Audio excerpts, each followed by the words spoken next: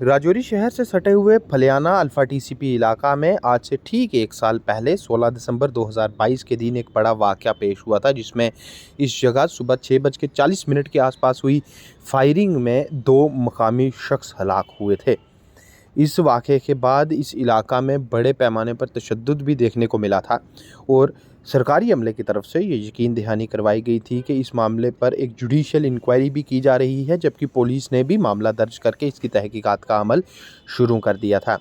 वहीं इस वाक़े के ठीक एक साल के बाद बीती कल शाम राजौरी शहर के फलियाना इलाका में मकामी लोगों की तरफ से एक कैंडल लाइट मार्च निकाला गया। इस कैंडल लाइट मार्च की क़ियादत उन 2 अशख़ास के घरवालों ने की जिनकी फायरिंग के इस वाक़े में मौत हुई थी। इस दौरान इन दोनों लोगों को खैराज अक़ीदत पेश किए जाने के साथ साथ उन्हें याद किया गया।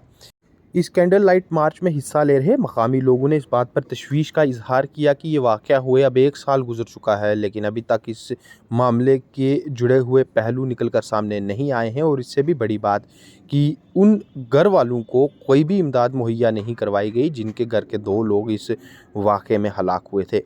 इनका साफ कहना था कि सरकारी अमले ने ये बात ज़ाहिर की कि ये वाक़या मिलिटेंट्स की तरफ से अंजाम दिया गया था, लेकिन इसके बावजूद इन घर वालों को मिलिटेंसी में हलाक होने वाले लोगों की तर्ज पर मुहैया करवाई जाने वाली इमदाद नहीं दी गई, जिससे कि ये घर वाले आज दर बदर की ठोकरें खाने पर मजबूर हैं।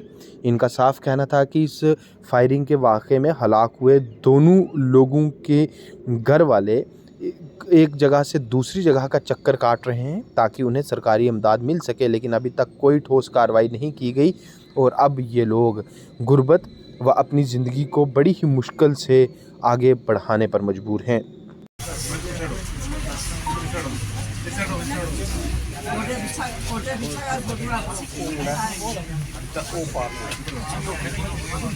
बाकी बच्चे इधर नहीं आते।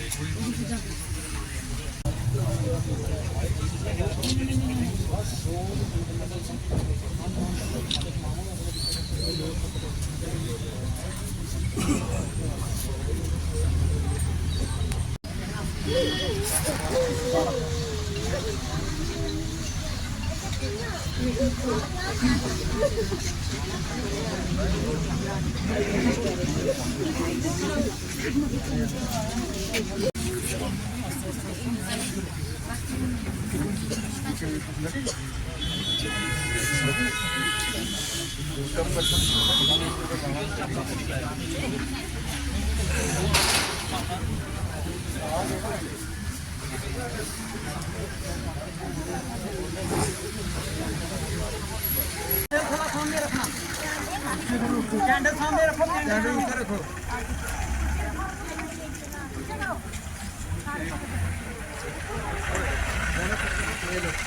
ठीक है।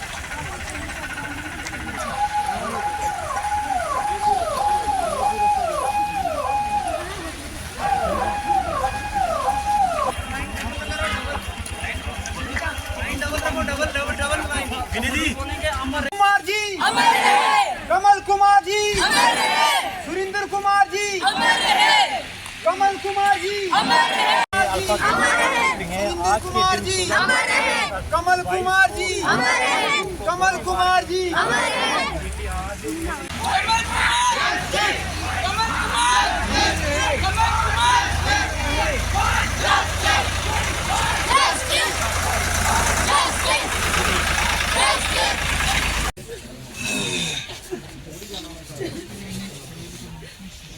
आज ही के दिन पिछले साल 16 दिसंबर को अल्फ़ा गेट में जो कांड हुआ था उसमें हमारे 2 नौजवान मारे गए थे। उन्हीं को श्रद्धांजलि देने के लिए आज हम लोग यहाँ एक कैंडल मार्च कर रहे हैं। क्या मांग करेंगे आज आप? हमारी मांग ये है कि आज तक हमें इस चीज़ का कोई इंसाफ नहीं मिला। कोई इंसाफ नहीं मिला कि ये कैसे हुआ, किसने किया। बाकी परिवार के जो मांगे थी आज तक पूरी नहीं हो सकी। जैसे दूसरी जगह में कांड हुए हैं, उनको जो सहूलत दी गई है, उनको जो बेनिफिट दिए गए हैं, इन परिवारों को वो पूरे नहीं दिए गए। सरकार ने जो वादे किए थे उनके ऊपर पूरी नहीं उतरी है।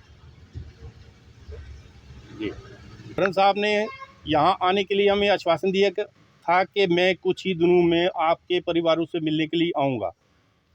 कुछ ही दिनों बाद जब ढांगरी में कांड हुआ, एलजी साहब वहाँ आए, हमें बताया गया, हम वहाँ भी गए मिलने के लिए। उसके बाद यहाँ हमारे जिस जगह में कांड हुआ था वहाँ आने के लिए एलजी साहब को समय दिया गया। हमारे परिवार के सदस्य, छोटे छोटे बच्चे, परिवार सभी लोग वहाँ पे एकत्रित हुए। रात का समय हो चुका था, 8-9 बजे। आर्मी के वहाँ अफसर भी आ रखे थे, एडमिनिस्ट्रेटिव भी थी, पुलिस भी थी। तब भी गवर्नर साहब का रूट बदली करके दूसरे रूट से चले गए, हमसे नहीं मिले। अब क्या डिमांड है आप? हमारी यही डिमांड है कि हमें हक मिलना चाहिए। सभी न्यूज़ चैनलों का जो कि आज आप हमारे बीच पहुँचे।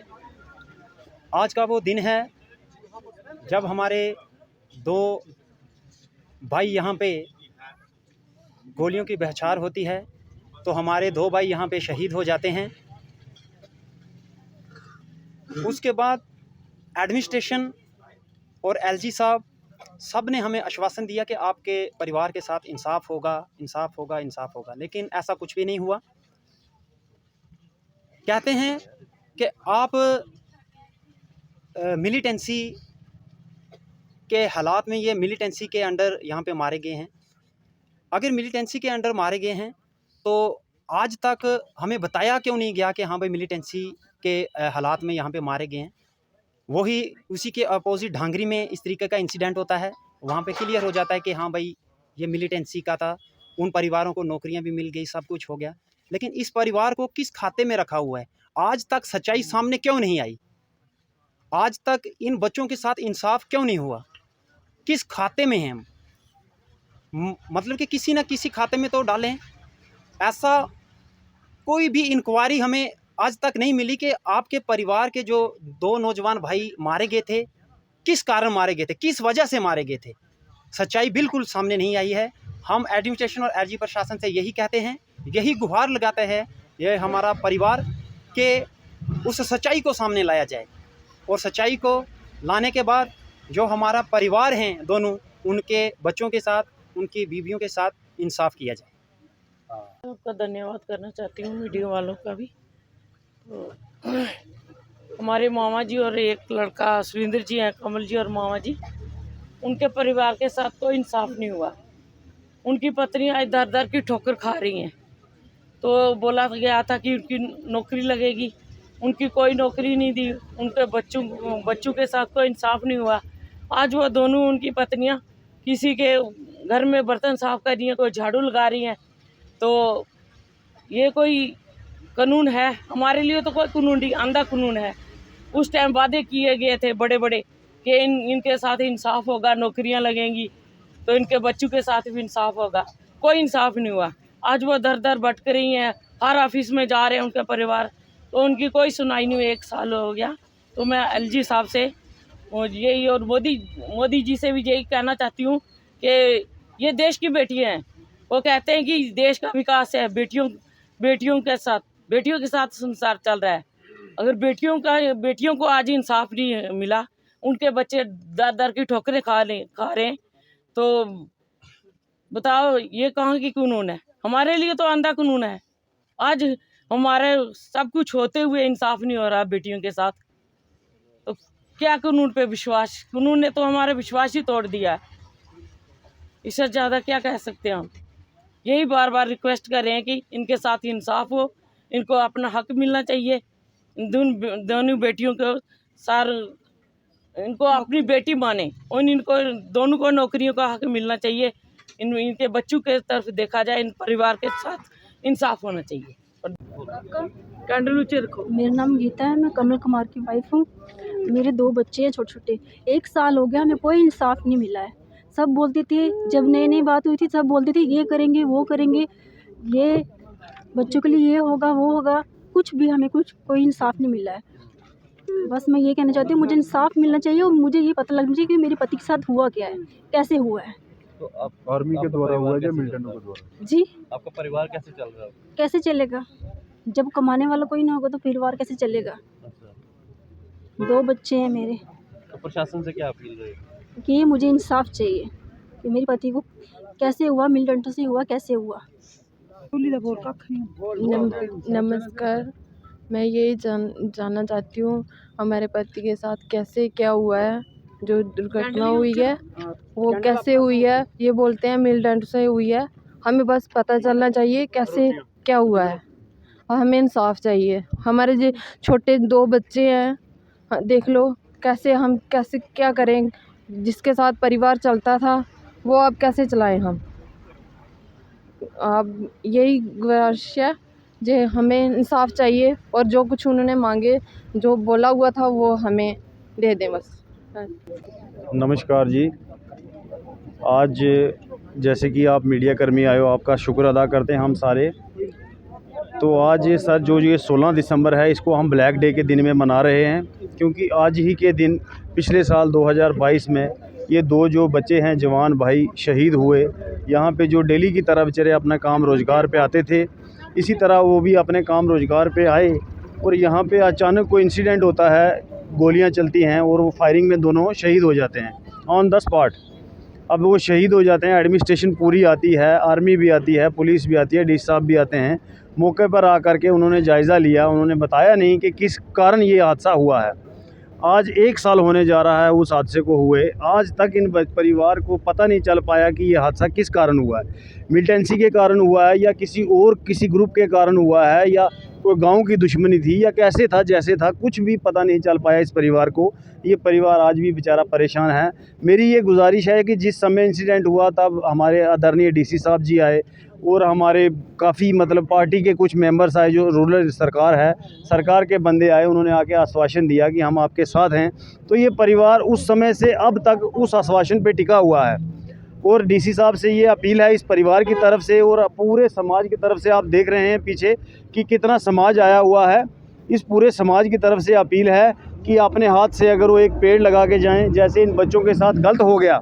अगर आज ये सरकार या डीसी साहब इन बच्चियों को जैसे बेटी पढ़ाओ बेटी बचाओ का नारा है सरकार का, उस तरीके से इन बच्चियों को अगर नौकरी रोज़गार मिल जाता है, इनके बच्चे कल पढ़ लिख जाएंगे। कल इनको कोई ये नहीं कह पाएगा कि इनका बाप यहाँ मारा गया था, क्योंकि ये पढ़ लिख करके देश का कोई हिस्सा बनेंगे, देश के रोज़गार में हाथ बटाएंगे। इसलिए मेरी विनती है डीसी साहब से कि जाते जाते, अगर आप काफ़ी देर हो गई आपके यहाँ ट्रांसफ़र, हमारी गुजारिश है आपसे कि सर आप जाते जाते इन बच्चियों का कुछ कर जाओ कि ज़िंदगी भर ये याद रखेंगी, ज़िंदगी भर इनका पेड़ लग जाएगा और मरते दम तक ये याद रखेंगी कि फ़लाँ डीसी साहब थे जिन्होंने हमारे साथ ऐसे गलत हादसा हुआ था और उन्होंने हमारे को रोज़गार दिया, हमारा बाल बच्चा पल रहा है। ये सारी ज़िंदगी आपका शुक्र अदा करेंगे और आपको याद रखें डी साहब से, ये मेरी रिक्वेस्ट है। जय हिंद, जय भारत।